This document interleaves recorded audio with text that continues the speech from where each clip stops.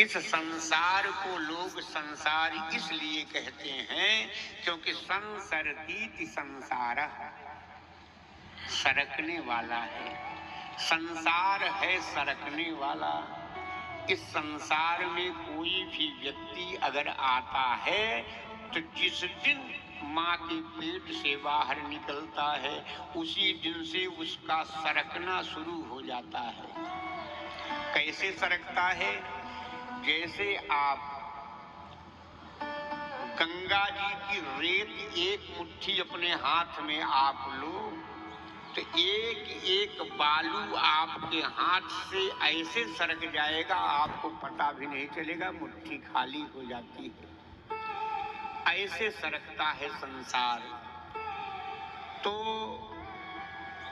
सारा संसार सरकता जा रहा है, सरकता जा रहा है, सरकता जा रहा। कहाँ? मौत के मुंह की ओर।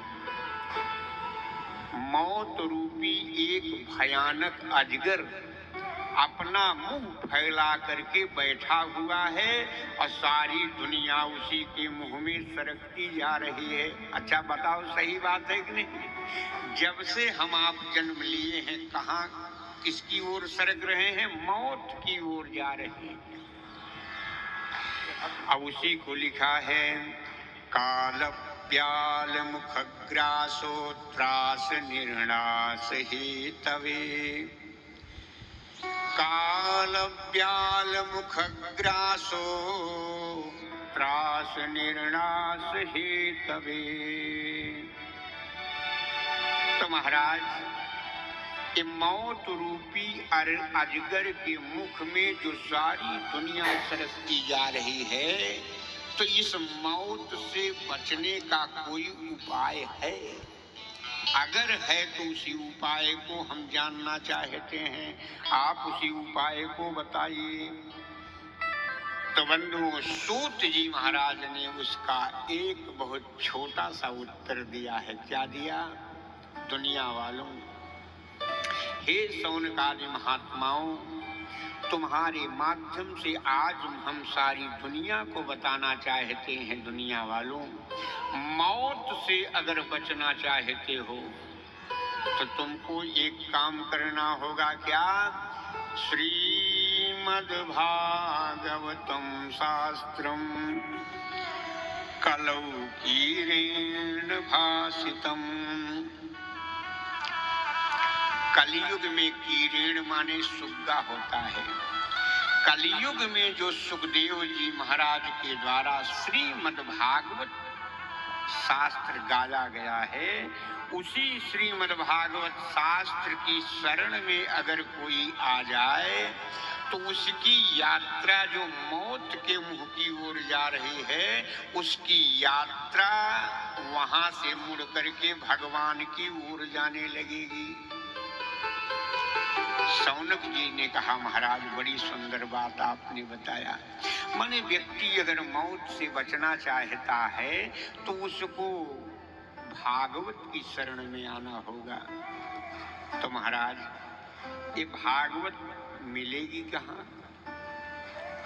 इसका पता हमको बताइए।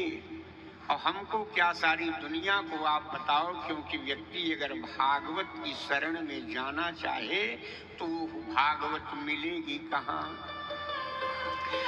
तो सूत जी महाराज ने भागवत मिलने के दो उपाय बताए हैं। दो तरह से जीवन में भागवत प्राप्त हो सकती है। पहला कारण, आपके जीवन में अनंतानंत जन्मों का पुण्य एक साथ आपके जीवन में उदय हो जाए।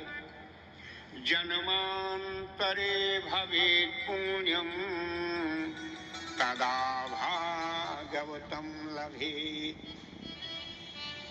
आपके जीवन का समग्र पुण्य एक साथ जीवन में अगर उदय हो जाए तो जीवन में भागवत तुमको मिलेगी तुम्हारे पुण्य से। लेकिन मान लो आपके जीवन में पुण्य नहीं है, तो तो क्या आपको भागवत नहीं मिलेगी?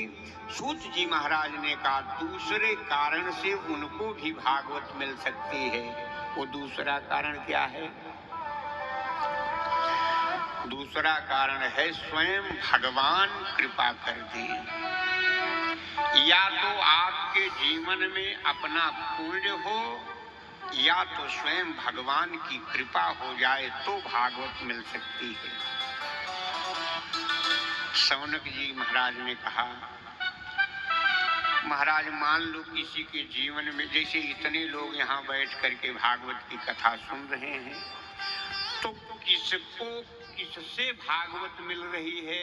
आप बैठे हो यहाँ कथा सुनने के लिए, तो आपको यह भागवत जो मिल रही है सुनने को, ये आपके पुण्य के प्रताप से मिल रही है या आपके ऊपर भगवान ने कृपा कर दिया है?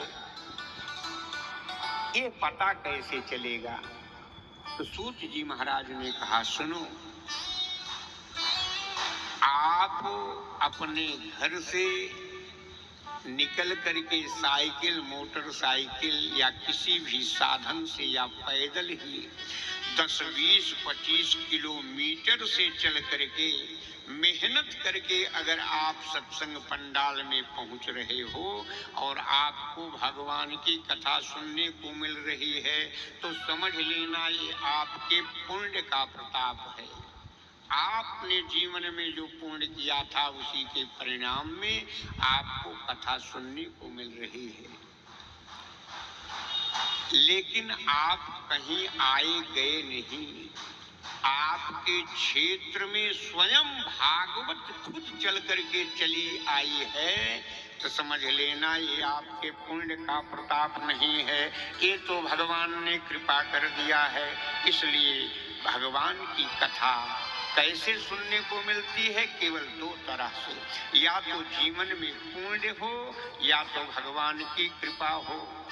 लेकिन अगर ये दो कारण नहीं है आपके पास, ना तो जीवन में पुण्य है ना ही भगवान की आपके ऊपर कृपा है, तो चाहे जितने बड़े आप दुनिया में होंगे सब कुछ आपको मिल सकता है, लेकिन भागवत सुनने को नहीं मिलेगी कभी।